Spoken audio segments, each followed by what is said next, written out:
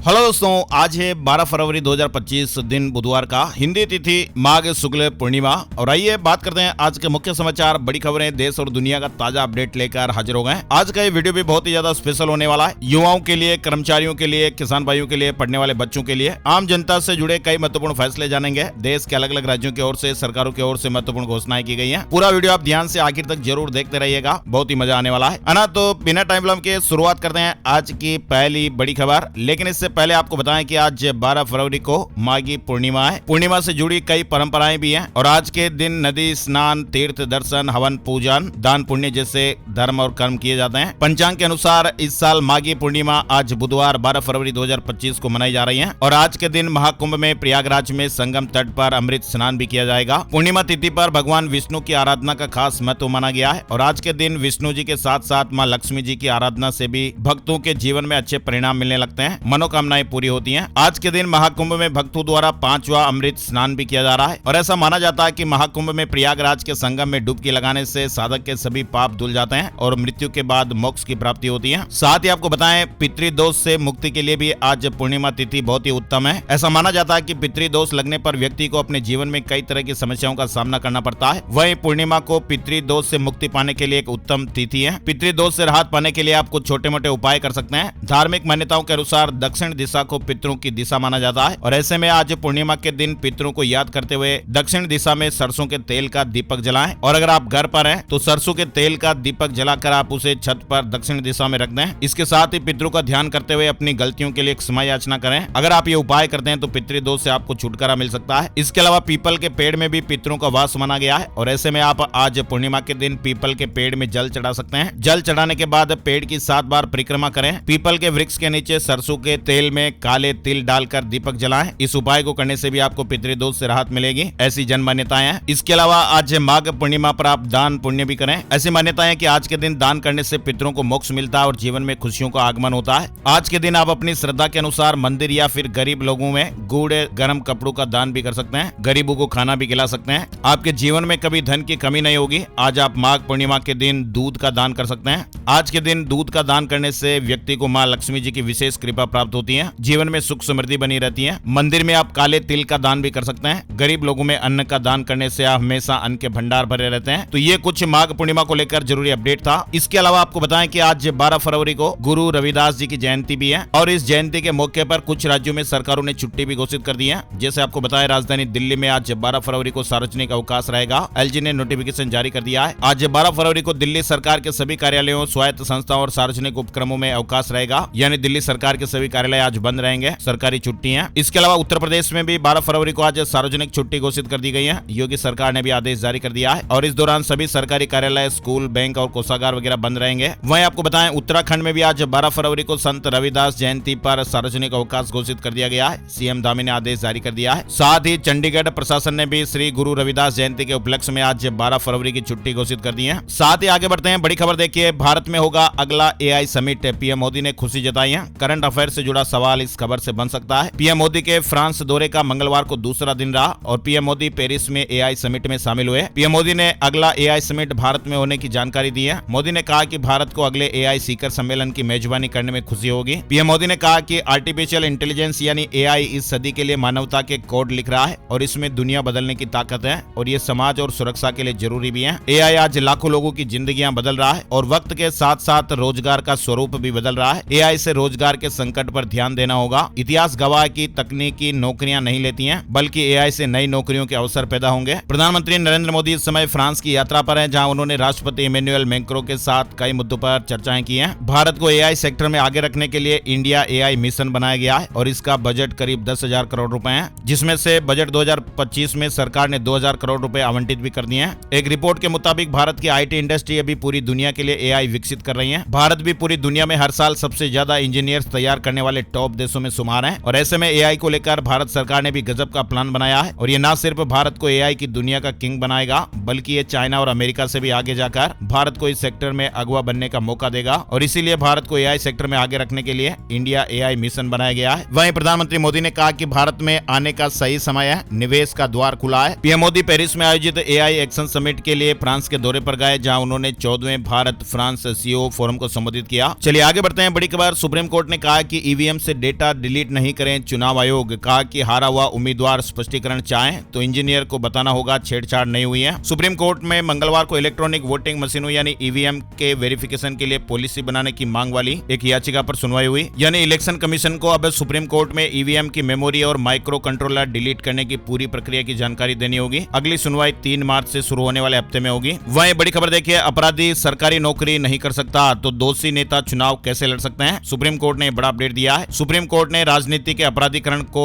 एक बड़ा मुद्दा बताया है और इसके साथ ही इस पर चिंता भी जाहिर की है। सुप्रीम कोर्ट ने कहा कि कोई अपराधी सरकारी नौकरी नहीं कर सकता है लेकिन सांसद, विधायक और मंत्री बन सकता है। फिलहाल जस्टिस दीपांकर दत्ता और जस्टिस मनमोहन की पीठ ने इसलिए इस मुद्दे पर भारत के अटॉर्नी जनरल से सहायता मांगी है। यानी हमारे देश में कई ऐसे सांसद और विधायक मौजूद हैं जिन पर आपराधिक मामले दर्ज हैं और इसी पर देश की सर्वोच्च अदालत ने सवाल किया कि आपराधिक मामले में दोषी ठहराए जाने के बाद कोई व्यक्ति संसद में कैसे लौट सकता है। सुप्रीम कोर्ट के अधिवक्ता अश्विनी उपाध्याय द्वारा दायर जनहित याचिका पर सुनवाई करते हुए सुप्रीम कोर्ट ने यह सवाल किया है। सुप्रीम कोर्ट ने कहा कि कानून की पड़ताल करेंगे। बेंच ने कहा कि सुप्रीम कोर्ट कानूनों की समीक्षा करेगा। चलिए आगे बढ़ते हैं। बड़ी खबर देखिए, दुनिया के सबसे भ्रष्ट देशों की एक लिस्ट जारी हुई है और इस लिस्ट में भारत, पाकिस्तान कितने नंबर पर आ रहे हैं आपको अपडेट बताते हैं। सबसे पहले तो आपको बताएं कि ट्रांसपेरेंसी इंटरनेशनल ने 180 देशों की करप्शन परसेप्शन इंडेक्स यानी सीपीआई 2024 की रैंकिंग रिपोर्ट मंगलवार 11 फरवरी को जारी कर दी है। अभी आपको बताएं कि इस लिस्ट के नंबर की अगर बात करें तो जैसे 0 नंबर है तो इसका मतलब है सबसे ज्यादा भ्रष्ट और 100 नंबर है तो सबसे साफ। इस तरह से आप नंबर देख सकते हैं। यानी इस लिस्ट में एक तो मिलेगा नंबर 100 में से कितने नंबर और दूसरा होगा रैंकिंग में स्थान। तो पाकिस्तान की हम बात करें, पाकिस्तान को इस लिस्ट में 100 में से 27 नंबर मिले हैं और भारत की अगर बात करें, भारत के कुल 38 नंबर हैं यानी 96वें स्थान पर हैं। वहीं आपको बताएं दुनिया के सबसे भ्रष्ट देश, दुनिया के सबसे भ्रष्ट देशों की बात करें तो इस लिस्ट में दक्षिणी सूडान टॉप नंबर पर है और इंडेक्स के अनुसार दक्षिणी सूडान को 8 नंबर मिले हैं और 180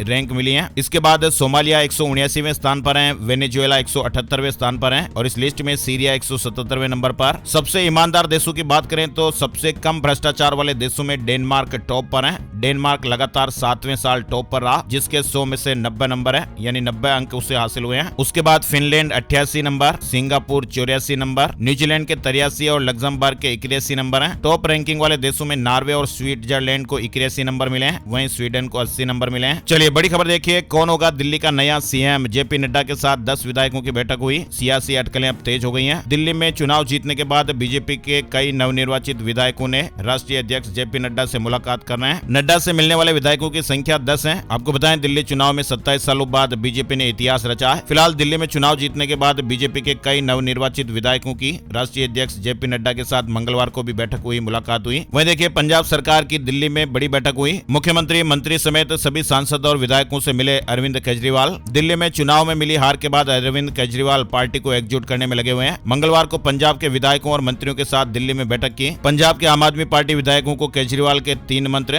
कहा कि लोगों से जुड़ो, मुद्दे पहचानो, डटकर लड़ो। दिल्ली में हार के बाद ये बैठक बुलाई गई थी। सूत्रों के मुताबिक इस मीटिंग के बाद अब पार्टी के वर्किंग स्टाइल में भी बदलाव देखने को मिल सकता है। वहीं पंजाब के मुख्यमंत्री भगवंत मान ने कांग्रेस नेता प्रताप सिंह बाजवा के दावे का खंडन करते हुए कहा कि उनकी सरकार काम कर रही है। पार्टी के बीच में किसी भी प्रकार का कोई अंतर्कलह नहीं है। बड़ी खबर देखिए, चीनी एआई ऐप डीप सीक से साइबर सुरक्षा को खतरा। सरकार इस्तेमाल को लेकर जल्द ही दिशा निर्देश जारी कर सकती है। डीप सीक को लेकर अब भारत भी अलर्ट हो गया है। साथ ही अपडेट आपको बताएं कि लोकसभा में इन दिनों बजट सत्र चल रहा है और वित्त मंत्री निर्मला सीतारमण लोकसभा में जानकारी भी दे रही है। इस दौरान उन्होंने डॉलर के मुकाबले रुपए की कीमतों में लगातार हो रही गिरावट को लेकर कहा कि इसमें कई फैक्टर काम करते हैं। साथ ही उन्होंने यह भी बताया कि इस बजट में विशेष रूप से अन्नदाता, गरीब, नारी और युवाओं को प्राथमिकता दी गई है। दुनिया भर के देशों की करेंसी गिरी है। वित्त मंत्री ने कहा कि इंडोनेशिया से लेकर G10 करेंसी, जापानी येन, ब्रिटिश पाउंड और यूरो तक की कीमतें डॉलर के मुकाबले गिरी हैं। वह देखिए शीतकालीन प्रवास पर 27 फरवरी को देवभूमि आएंगे पीएम मोदी। उत्तरकाशी जिले में स्थित गंगोत्री धाम के शीतकालीन गद्दी स्थल मुखबा का दौरा कर सकते हैं। वहीं डोनाल्ड ट्रंप की धमकी, हमास शनिवार तक सभी बंधक रिहा करें नहीं तो गाजा में सब बर्बाद हो जाएगा। सीज फायर रद्द करने का सुझाव दिया है। अनिल विज ने कहा कि हाईकमान को जवाब भेजूंगा। चलिए आगे बढ़ते हैं। बड़ी खबर देखिए, हरियाणा के मंत्री अनिल विज ने शोकॉज नोटिस जारी होने के बाद पहली प्रतिक्रिया दी है। उन्होंने कहा कि हाईकमान को जवाब भेजूंगा। वही देखिए किसान आंदोलन को लेकर दिल्ली हाईकोर्ट का फैसला। दिल्ली हाईकोर्ट ने 2021 के किसान आंदोलन से जुड़े 2 व्यक्तियों के खिलाफ जारी लुकआउट सर्कुलर को रद्द कर दिया किया है। पीएम मोदी ने कहा कि भारत की सोलर एनर्जी कैपेसिटी 32 गुना बढ़ी है। भारत दुनिया का तीसरा बड़ा solar energy producer. India energy week 2025 की शुरुआत। पीएम मोदी ने बताया कि एक दशक में भारत की सोलर एनर्जी कैपेसिटी 32 गुना बढ़ी है और ऐसे में भारत दुनिया का तीसरा सबसे बड़ा सोलर एनर्जी प्रोड्यूसर बन गया है। बेंगलुरु एरो इंडिया शो में पहुंचे 30 देशों के मिनिस्टर। राजनाथ सिंह ने कहा कि ये शो एक और महाकुंभ है। दुनिया में शांति के लिए ताकत जरूरी है। बेंगलुरु में एशिया के सबसे बड़े एयर शो एरो इंडिया 2025 की शुरुआत हो चुकी है। रक्षा मंत्री राजनाथ सिंह ने मंगलवार को कहा कि कमजोर रहकर कोई भी देश कभी भी शांति नहीं ला सकता। केवल मजबूत होकर ही हम बेहतर दुनिया के लिए काम कर सकते हैं। बड़ी खबर आ रही है, बांग्लादेश की अंतरिम सरकार ने देश के पहले राष्ट्रपति और पूर्व प्रधानमंत्री शेख हसीना के पिता के आवास पर तोड़फोड़ करने वाले उपद्रवियों के खिलाफ ऑपरेशन डेविल हंट शुरू किया है और इस अभियान के तहत 1300 से ज्यादा लोगों को गिरफ्तार किया जा चुका है। बड़ी खबर देखिए, मोदी बागेश्वर धाम में कैंसर हॉस्पिटल का भूमि पूजन करेंगे। भोपाल में इन्वेस्टर्स समिट का उद्घाटन भी करेंगे। भोपाल में 24 और 25 फरवरी को होने वाली ग्लोबल इन्वेस्टर्स समिट का उद्घाटन प्रधानमंत्री नरेंद्र मोदी करेंगे। साथ ही पीएम मोदी 23 फरवरी को छतरपुर के बागेश्वर धाम में बनने वाले कैंसर हॉस्पिटल का भी भूमि पूजन करेंगे। बड़ी खबर देखिए, सुप्रीम कोर्ट ने सोमवार को एक महत्वपूर्ण फैसले में कहा कि अगर पति और पत्नी के बीच मौखिक समझौता होता है तो पति को पत्नी के स्टॉक ट्रेडिंग अकाउंट के डेबिट बैलेंस के लिए संयुक्त रूप से जिम्मेदार ठहराया जा सकता है। वहीं सेबी का प्रस्ताव देखिए, निवेशकों को ढूंढकर लौटाए जाएं अनक्लेम्ड फंड और सिक्योरिटी। सेबी ने अनक्लेम्ड फंड और सिक्योरिटीज पर एक कंसल्टेशन पेपर जारी किया है। सेबी ने कहा कि निवेशकों के शेयर और फंड उन्हें खोजकर वापस लौटाए जाएं जो कि अब तक अनक्लेम्ड यानी दावा नहीं किए गए। बाबा रामदेव की कंपनी पतंजलि ने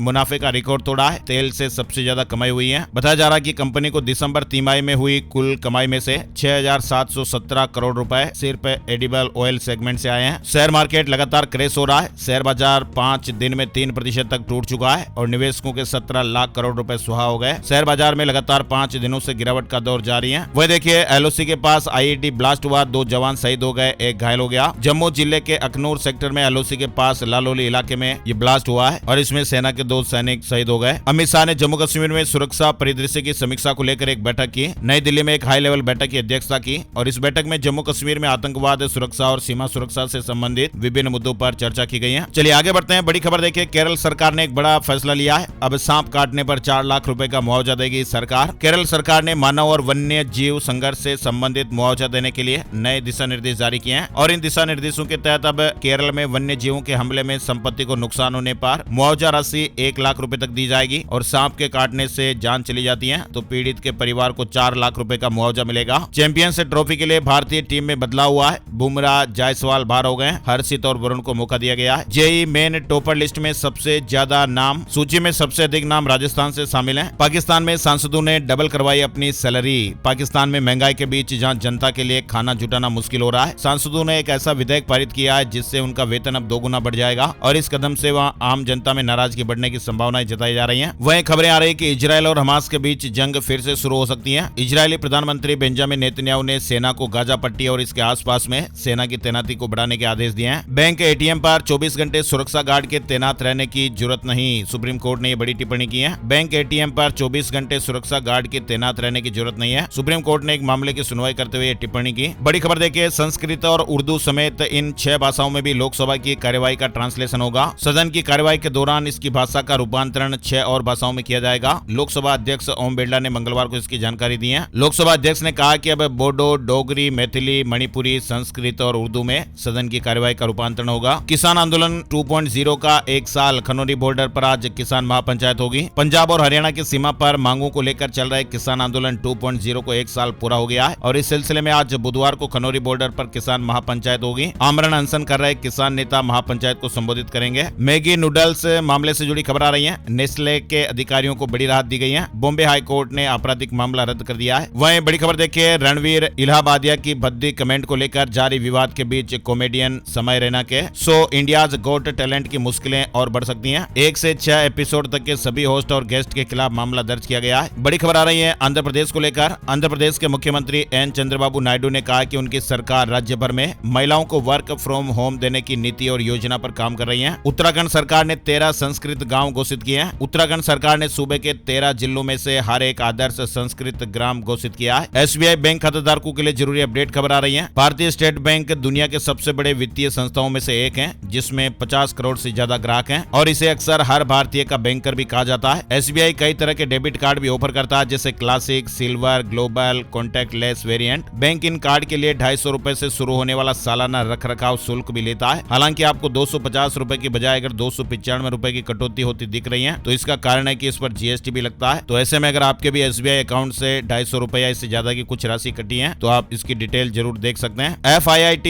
JEE के कई सेंटर बंद हो गए। ग्रेटर नोएडा के नॉलेज पार्क पुलिस और साइबर क्राइम टीम ने फिटजी कोचिंग संस्थान के 12 बैंक खातों में जमा लगभग 11 करोड़ रुपए को फ्रीज कर दिया है। पीएम किसान योजना का अब आसानी से लाभ मिलेगा। AI की एंट्री हो गई है। किसान मित्र पहचान बनेगी, यानी अब कृषि क्षेत्र में भी AI की एंट्री होगी। इस बात की जानकारी केंद्रीय कृषि मंत्री ने दी है। कृषि मंत्री ने कहा कि कृषि क्षेत्र की चुनौतियों के हल और किसानों की सहायता के लिए केंद्र ने आर्टिफिशियल इंटेलिजेंस यानी AI को नियुक्त किया है। दरअसल पीएम किसान सम्मान निधि योजना में किसान भाइयों के सवालों के जवाब देने में सहायता के लिए AI संचालित चैटबॉट किसान मित्र भी विकसित किया गया है। अमेरिका के बाद अब ब्रिटेन में भी अप्रवासियों पर नकेल कसी जा रही है। ताबड़तोड़ छापेमारियां हो रही हैं। 600 से अधिक को पकड़ा गया है। यानी अवैध प्रवासियों के मुद्दे पर अब ब्रिटेन भी अमेरिका के नक्शे कदम पर चल पड़ा है। ब्रिटेन में भी कई जगहों पर पुलिस ने छापेमारी की है और बहुत से लोगों को वहां गिरफ्तार भी किया है। और अब ऐसी चर्चाएं कि ब्रिटेन से भी कुछ अवैध भारतीय प्रवासी को डिपोर्ट किया जा सकता है। बड़ी खबर देखिए, तेलंगाना राज्य में बियर की कीमतों में 15% की बढ़ोतरी की गई है और इस वृद्धि के बाद अब बियर की हर बोतल और कैन के लिए ज्यादा पैसे चुकाने पड़ेंगे। मध्य प्रदेश सरकार ने लॉजिस्टिक नीति 2025 को मंजूरी दी है। वेयर हाउस समेत अन्य सुविधाओं के लिए वित्तीय सहायता मिलेगी। हिमाचल प्रदेश से एक बड़ी खबर आ रही है। हिमाचल प्रदेश सरकारी कर्मचारी भर्ती एवं सेवा की शर्तें विधेयक 2024 को राज्यपाल ने मंजूरी दे दी है। यानी हिमाचल प्रदेश में अब अनुबंध कर्मचारियों को अनुबंध सेवा काल के दौरान वरिष्ठता और वित्तीय लाभ नहीं मिलेंगे। अब इन कर्मचारियों को नियमित होने के बाद ही वरिष्ठता के वित्तीय लाभ मिलेंगे। इसको लेकर रास्ता साफ हो गया है। राजस्थान से एक बड़ी चौंकाने वाली खबर आ रही है। एक बैंक मैनेजर ने 3.5 करोड़ की रिश्वत लेकर संविदा कर्मचारियों को नियमित किया था। अब एसीबी ने बैंक के दस्तावेज खंगाले हैं। जालोर सेंट्रल कोऑपरेटिव बैंक में हुए फर्जीवाड़े की जांच के तहत सिरोही की एसीबी टीम ने दस्तावेजों की जांचें की हैं। राष्ट्रपति द्रौपदी मुर्मू 26 फरवरी को बागेश्वर धाम आएंगे। 251 कन्याओं की सामूहिक विवाह में शामिल होंगे। हरियाणा कर्मचारी चयन आयोग को हाईकोर्ट से झटका लगा है।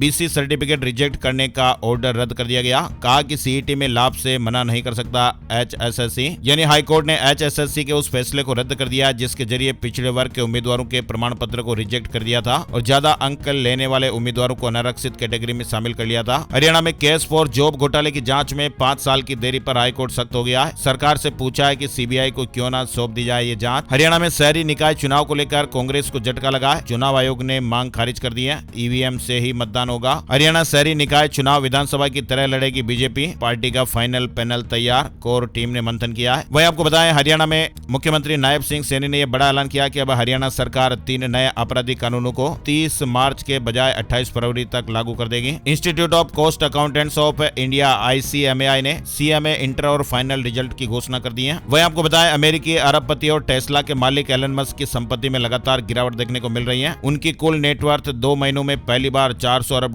के नीचे आ गई है। हालांकि डोनाल्ड ट्रंप के राष्ट्रपति चुनाव जीतने के बाद एलन मस्क की संपत्ति में तेजी से उछाल आया था, लेकिन अब ठीक उसके उलट हो रहा है। बड़ी खबर आ रही है किसान भाइयों के लिए। डिजिटल कृषि मिशन के तहत 2 करोड़ से अधिक किसान पहचान पत्र बनाए गए हैं। मंगलवार को संसद को इस तरह की जानकारी दी गई। कहा गया कि डिजिटल कृषि मिशन के तहत राज्य किसान रजिस्ट्री में महिला किसानों सहित सभी भूमिधारक किसानों को शामिल किया गया है। झारखंड में 1 अप्रैल से बदल जाएगा शराब बिक्री का नियम। सरकार ने ताजा अपडेट दिया है। नई उत्पाद नीति से संबंधित नियमावली का ड्राफ्ट जारी कर दिया गया है। आपत्ति और सुझाव आमंत्रित किए गए। बिहार से जुड़ी खबर देखिए। आवास बोर्ड की फ्री होल्ड जमीन के खरीदारों के लिए खुशखबरी है। बिहार राज्य आवास बोर्ड की अधिकृत और फ्री होल्ड घोषित जमीन के खरीदारों के नाम जमाबंदी कायम की जाएगी। राजस्व विभाग ने इसका निर्णय लिया है और इसके तहत दाखिल खारिज और मालगुजारी की रसीद भी काटी जाएगी। जमीन मालिक अब आसानी से अपने नाम पर दस्तावेज करा सकेंगे। लखीसराय में बुलडोजर गरजने वाला है। 121 दुकानों को तोड़ा जाएगा। जिला परिषद ने बड़ा फैसला लिया है। वहीं बिहार के प्राथमिक विद्यालयों में नियुक्त BEd योग्यताधारी शिक्षकों के लिए विभाग की ओर से 6 महीने का संवर्धन कोर्स कराया जाएगा। चलिए आगे बढ़ते हैं। बड़ी खबर देखिए औरंगाबाद से। औरंगाबाद वालों के लिए खुशखबरी है। CM नीतीश कुमार ने 2 बड़ी मांग पूरी कर दी है। यहाँ पर पंचायत सरकार भवन और सदर अस्पताल में 10 मंजिला मॉडल अस्पताल का उद्घाटन किया गया। बिहार में सभी DO की पावर घटी है। शिक्षा विभाग के एक्शन से हड़कंप मच गया है। बिहार में शिक्षा विभाग ने एक महत्वपूर्ण फैसला लिया है जिसमें जिला शिक्षा पदाधिकारियों DO को निर्माण कार्यों की जिम्मेदारी से मुक्त कर दिया गया है और ये फैसला 1 अप्रैल से लागू होगा और इसके बाद सभी निर्माण कार्य बिहार राज्य शैक्षणिक आधारभूत संरचना विकास निगम के माध्यम से ही कराए जाएंगे। हिमाचल के सरकारी स्कूलों की सूरत बदलेगी। बच्चों को स्मार्ट क्लासरूम और एडवांस साइंस लैब देखने को मिलेंगे। उत्तर प्रदेश के इस जिले के किसान भाइयों के लिए खुशखबरी है। प्लॉट आवंटित करने के लिए सर्वे शुरू हो गया है। किसानों को प्लॉट आवंटित कराने के लिए GDA द्वारा सोमवार को मधुबन बापूधाम क्षेत्र की भूमि भूमि का ड्रोन से सर्वे किया गया। अधिग्रहण को लेकर किसानों से फिलहाल अभी भी विवाद जारी है। साथ ही उत्तर प्रदेश के बलिया जिले में बेलथरा रोड में स्टेट हाईवे से नेशनल हाईवे 732B में परिवर्तन के लिए भूमि अधिग्रहण की प्रक्रिया तेज हो गई है। कानपुर सेंट्रल का लोड कम होगा, जंक्शन के रूप में विकसित किया जाएगा चंदारी स्टेशन, 30 लाख लोगों को लाभ मिलेगा। दिल्ली हावड़ा रेल मार्ग पर स्थित चंदारी रेलवे स्टेशन के विकास से दक्षिण भारत के 30 लाख से अधिक लोगों को सुगम रेल सफर मिलेगा। आईफोन यूजर ध्यान दीजिएगा, एप्पल ने iOS का जरूरी अपडेट जारी कर दिया है, तो आप भी अपने आईफोन में ऑपरेटिंग सिस्टम को अपडेट कर लीजिएगा।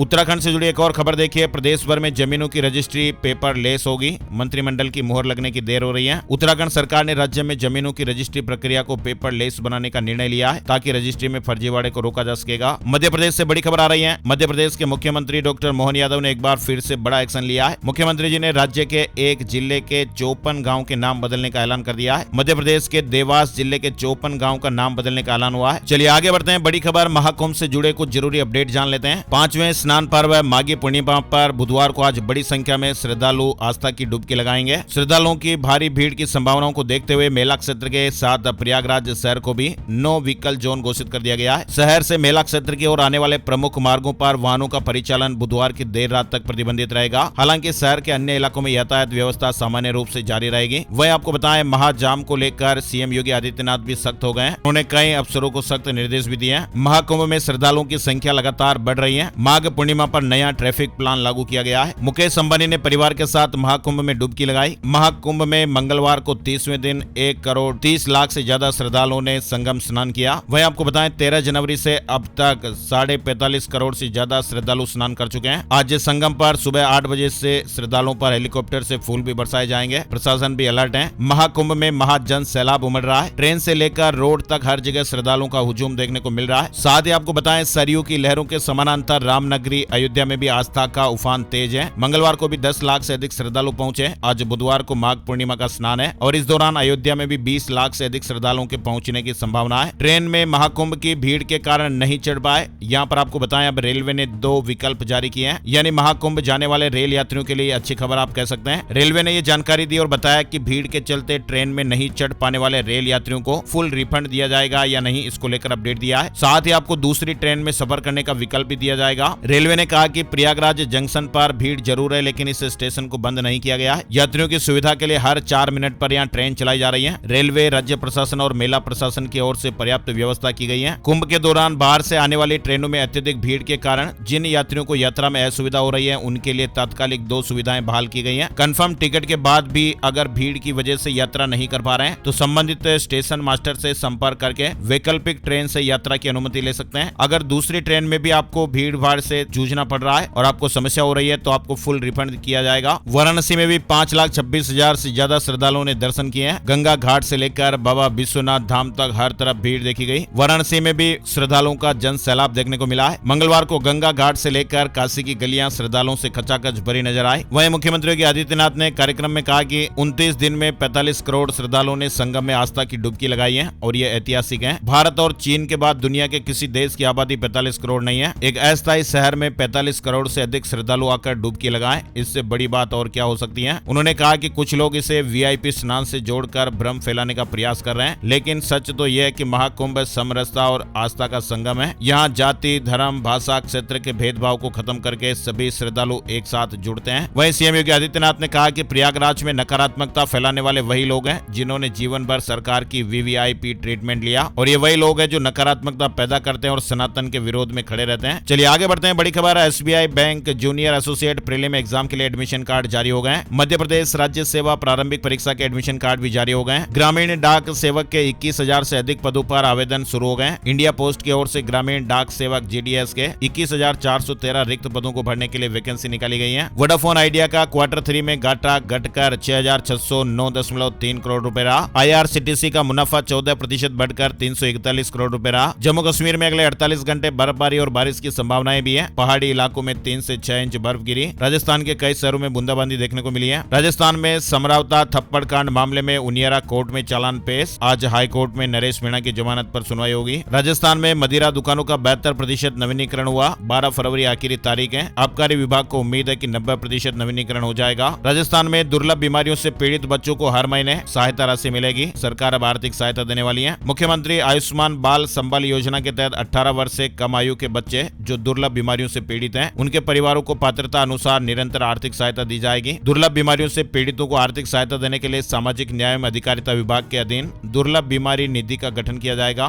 पीड़ित को प्रति महीने 5,000 रुपए की राशि दी जाएगी। 50 लाख रुपए तक का उपचार भी कराया जाएगा। राजस्थान बोर्ड ने एग्जाम टाइम टेबल में आंशिक बदलाव किया है। राजस्थान माध्यमिक शिक्षा बोर्ड द्वारा आयोजित उच्च माध्यमिक परीक्षा के कार्यक्रम में आंशिक बदलाव हुआ है। ये परिवर्तन जेईई मेन सेशन 2 परीक्षा की तिथियों के साथ संभावित टकराव को ध्यान में रखते हुए किया गया है। जयपुर से महाकुंभ के लिए शुरू होगी नई फ्लाइट। बड़ी अपडेट खबर, 11 फरवरी से 28 फरवरी तक ये फ्लाइट संचालित होगी। स्पाइस जेट एयरलाइंस ने अपडेट दिया है। वहीं आपको बताएं, जयपुर में सोमवार रात को लो फ्लोर बस में 2 सांड झगड़ते हुए बस में घुस गए। बस स्टैंड पर खड़ी लो फ्लोर से सवारियों ने उतरकर अपनी जान बचाई। ड्राइवर और कंडक्टर तक बस छोड़कर भाग निकले। हालांकि बस को थोड़ा नुकसान हुआ, किसी व्यक्ति को कोई नुकसान नहीं हुआ, ये अच्छा है। भोपाल के हाईटेक नमो वन पार्क का भूमि पूजन, 400 करोड़ के सीवेज प्रोजेक्ट की शुरुआत हुई है। इंदौर में सरकारी योजना के अनाज की कालाबाजारी पकड़ी गई। अवैध रूप से जमा 800 बोरी चावल ट्रोला जब्त किया गया। उज्जैन में डीजे, बैंड और लाउड स्पीकर पर बैन। बड़ी अपडेट खबर आ रही है। उज्जैन में एमपी बोर्ड समेत अन्य परीक्षाओं को देखते हुए कलेक्टर ने महत्वपूर्ण आदेश जारी किया है। 11 फरवरी से अगले 2 महीने तक बिना अनुमति डीजे, बैंड और लाउड स्पीकर का उपयोग पूरी तरह प्रतिबंधित रहेगा। वहीं कलेक्टर के आदेश के मुताबिक अनुमति लेकर भी ध्वनि विस्तारक यंत्रों का उपयोग केवल सुबह 6 बजे से रात 10 बजे तक ही किया जा सकेगा। भोपाल में 1 घंटे में फुल चार्ज कर सकेंगे ई व्हीकल। लेक व्यू पर फास्ट ईवी चार्जिंग स्टेशन शुरू हो गया है। 1 हफ्ते तक फ्री चार्जिंग की सुविधा भी मिलेगी। मध्य प्रदेश में कर्मचारियों की 51 सूत्रीय मांगों को लेकर विस्तृत चर्चा की गई। आइए अब आपको बताते हैं सोने चांदी के भाव। Gold price today, silver price today all time high बनाकर सोना गिरा है। 10 ग्राम 24 कैरेट सोने के भाव 184 रुपए घटकर 85,481 रुपए प्रति 10 ग्राम पर रहे। चांदी के दाम 1363 रुपए घटकर 94,170 रुपए प्रति किलो पर रहे। और आइए अब आपको बताते हैं कि सितारे क्या कुछ कह रहे हैं। आज का राशिफल, आज 12 फरवरी को ग्रह नक्षत्र सौभाग्य योग बना रहे हैं, जिससे मेष राशि वालों को परेशानियों से राहत मिलेगी। वृष राशि वालों के लिए आर्थिक मामले में फायदेमंद दिन रहने वाला है। मिथुन राशि के नौकरी पेशा लोगों को अधिकारियों से तारीफ मिलेगी। तुला राशि के लोगों को रुका हुआ पैसा मिल सकता है। वृश्चिक राशि वालों के रुके हुए काम पूरे होंगे। वृश्चिक राशि के सरकारी नौकरी पेशा लोगों की उन्नति के योग भी बन रहे हैं। कुंभ राशि वालों के लिए भी अच्छा दिन है और मीन राशि के लोगों को करियर में नए मौके मिल सकते हैं। तो ये थे दोस्तों आज के मुख्य समाचार, बड़ी खबरें, हेडलाइंस और सुर्खियां अपडेट। ऐसी ही ताजा खबरों का वीडियो आपको हर रोज मिलता रहे, लाल वाला सब्सक्राइब का बटन जरूर दबाइएगा। और हमारी टीम की मेहनत और मोटिवेशन के लिए इस वीडियो को अपने यार दोस्तों, मिलने वालों और जान पहचान वालों के साथ फेसबुक और व्हाट्सएप पर भी प्लीज जरूर शेयर कर दीजिएगा। एक और नई जानकारी और अपडेट वीडियो में फिर मिलते हैं, तब तक के लिए जय श्री राम, जय हनुमान।